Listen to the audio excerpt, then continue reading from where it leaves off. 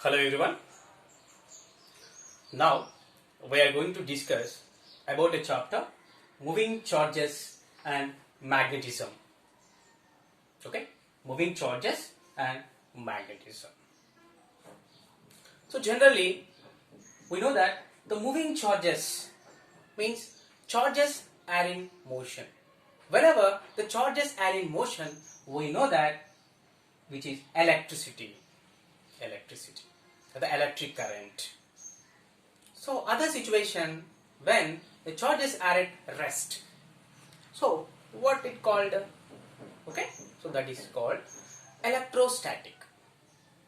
There are two situations. The charges are at motion, or the charges are at rest. So here the charges, moving charges. So it is electric current or electricity. Okay. Next, the magnetism. So in this chapter, we are going to discuss the whether there is an interrelation between the properties of magnetism and the properties of electric current. Okay. So actually here, these two concepts were known 2000 years ago. 2000 years ago. Right? But earlier it was believed that these two concepts were unconnected. Okay, unconnected sciences. The unconnected branches of physics. So that is before 1820. So it was believed. But after 1820, we know that these two concepts as separate branches of physics. Okay, based on the concepts explained by the famous scientist Hans Christian Ørsted was one of the leading scientists in 19th century. Okay, which means in 1820 the scientist Hans Christian Ørsted had demonstrated that they are interconnected. There means here the two concepts electricity and magnetism were interconnected. Based on his observation, he showed that electricity is a separate branch of physics and also the magnetism is the another branch of the physics. Okay, he carried out an experiment in order to show the interrelation between these two concepts. Okay, so in order to understand the interrelation between these two concepts, so we need to discuss the experiment which is carried out by Hans Christian Ørsted in 1820. Okay, so let us move to the experiment. Yes.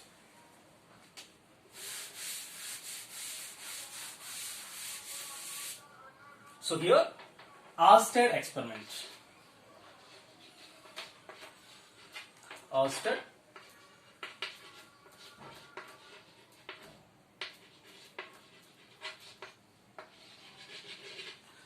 experiment.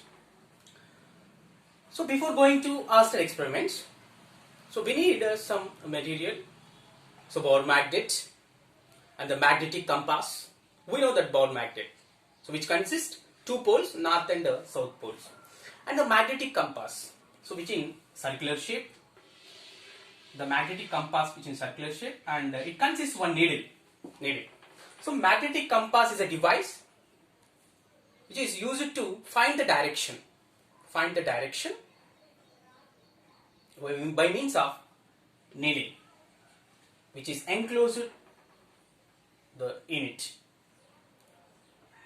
and it is used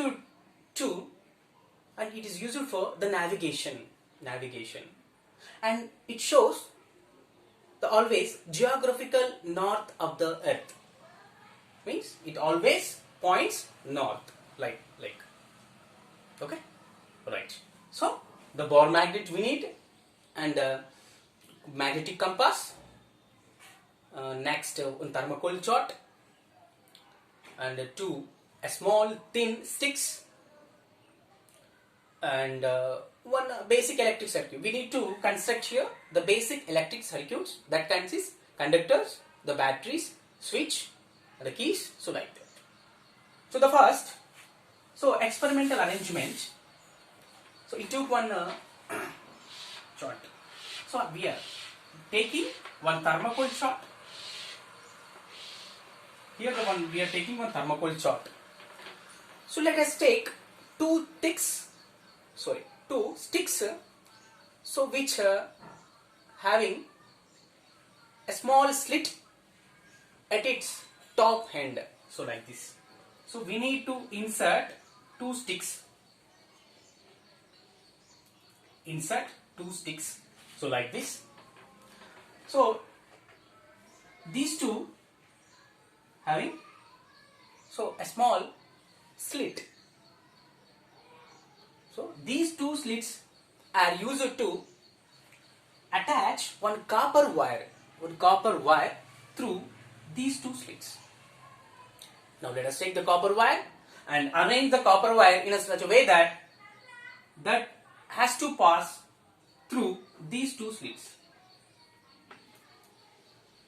like this. And the conducting wires are connected at both the ends of the copper wire. The conducting wires are connected at both the ends of the copper wire, and these two are connected with a battery and a switch we are taking here. Now we know the direction of the conventional current, so that is the positive terminal to the negative terminal. So like this. Okay, this is the arrangement we need in order to explain the Oersted experiment. Okay, what we are taking here? We are taking a thermocol chart, inserting two sticks, and we are adjusting the copper wire through these two slits and connecting the conducting wires, and they are connecting with a battery and the switch. Now our basic electric circuit is ready. Okay. So first, take the compass and place here the compass under the copper wire. And remember the first situation where the electric current in this circuit is switched off. The case, switch off the electric current in a circuit.